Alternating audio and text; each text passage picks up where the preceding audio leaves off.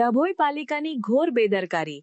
ગટરના ગંદા પાણી વચ્ચે ભક્તો મંદિરે અને નમાઝીઓ મસ્જિદે જવા મજબૂર.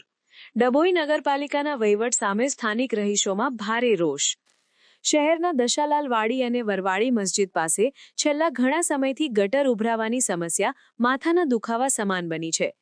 તંત્રની આળસને કારણે આ વિસ્તારના લોકો નરકાગાર જેવી સ્થિતિમાં જીવવા મજબૂર બન્યા છે.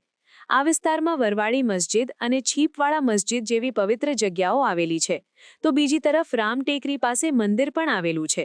દુર્ભાગ્યની વાત એ છે કે શ્રદ્ધાળુઓએ મંદિરે દર્શન કરવા કે નમાઝીઓએ મસ્જિદમાં બંદગી કરવા માટે આ ગટરના ગંદા અને દુર્ગંધ મારતા પાણીમાંથી પસાર થવું પડે છે.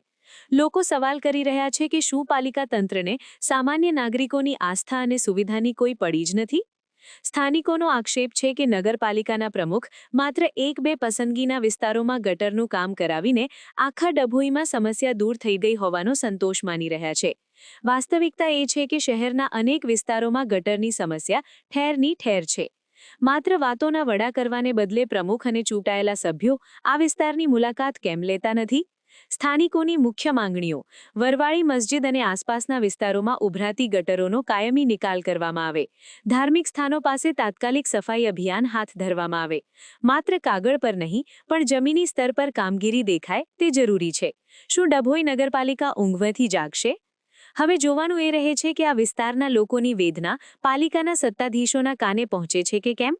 જો વહેલી તકે આ પ્રશ્નનો ઉકેલ નહીં આવે તો આવનારા દિવસોમાં લોકોમાં આક્રોશ વધુ ફાટી નીકળે તેવી પૂરેપૂરી શક્યતા છે.